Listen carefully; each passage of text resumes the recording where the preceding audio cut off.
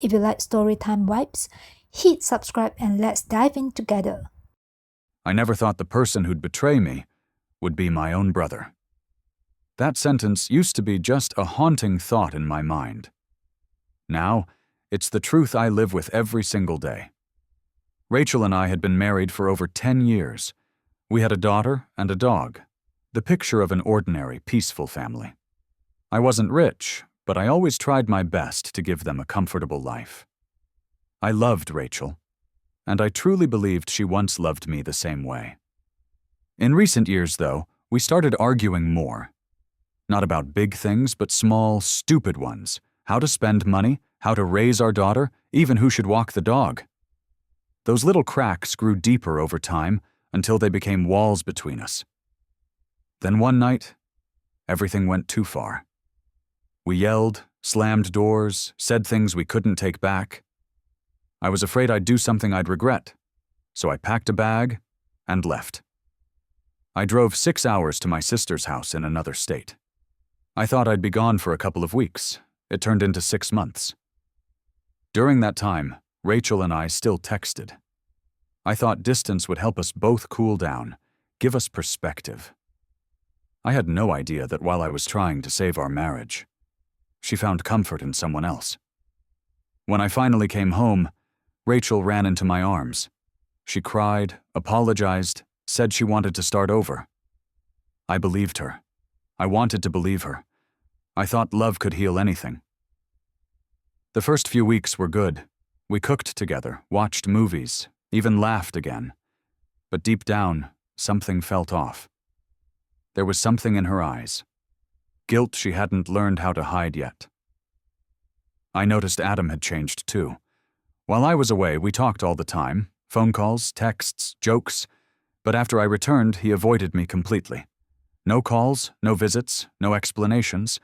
I told myself he was busy. I didn't want to suspect anything. But my gut knew. 3 months later, Adam came to see me. He knocked on my door one cloudy afternoon, looking pale and exhausted like he hadn't slept in days. I invited him in and made 2 cups of coffee, but neither of us spoke. The silence felt heavy enough to crush us both. Finally, Adam set his cup down. His hands were shaking. "Man, I have to tell you something," he said, voice cracking. I just looked at him. "The night you left," he began, staring at the floor. "Rachel came over. She was crying, saying she felt lonely, that you didn't love her anymore. I tried to comfort her, but then things went too far." He paused, his voice barely a whisper. "I slept with her." It didn't hit me like an explosion. It was quieter than that, like the slow collapse of a building from the inside out. Adam kept talking, his voice trembling. "I swear it only happened once. I regretted it the moment it was over. I've been avoiding you because I couldn't face what I did. I know you'll never forgive me. And honestly, I can't forgive myself either." I didn't say a word. I just stared out the window at the fading light. All those years of brotherhood, the laughter, the memories, the trust, suddenly felt like they belonged to someone else. Finally, I said quietly, "You didn't just hurt me, Adam. You destroyed the one thing I thought was sacred."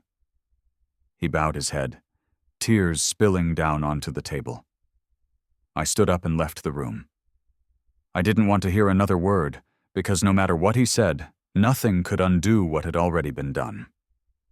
That night, I got in my car and drove aimlessly through the rain. I didn't cry until the storm started.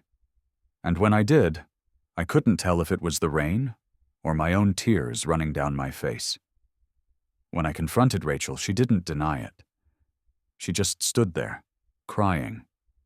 She said she was lonely, that she was weak, that it was a mistake. But to me, there's no such thing as a mistake when it's done deliberately, more than once. She left home for 2 days, sleeping in her car, then came back to apologize. I didn't answer. I wasn't angry anymore. Just empty. From that day on, I stopped seeing her as my partner. I saw her as someone I needed to protect myself from. I met with a lawyer, gathered the paperwork, and prepared to sell the house. I didn't tell her a word, not until the "for sale" sign was planted in the front yard. That's when Rachel realized I truly meant to leave. A few days later, my mom called. Her voice trembled. She said Adam had confessed everything, that it wasn't just once. They'd met multiple times while I was gone, and worst of all, Rachel had told him she thought she was falling in love with him. Hearing that didn't make me angry. It made things clear. It wasn't my fault. I did everything I could to save my marriage, but you can't rebuild something someone else keeps breaking. I finished selling the house. On moving day, Rachel stood in the doorway, tears streaming down her face, begging me to stay. I only said one thing. You didn't just betray me. You betrayed this family. Then I turned and walked away. Now, I live alone in a small, quiet apartment in Denver. I see my daughter once a month. She chose to stay with her mom, but she's old enough to understand. One day, she told me, "Dad, Mom cries a lot." I said, "We all have to live with our choices, sweetheart." That night, I sat on my balcony, looking at the city lights. For the first time in years, I felt real peace.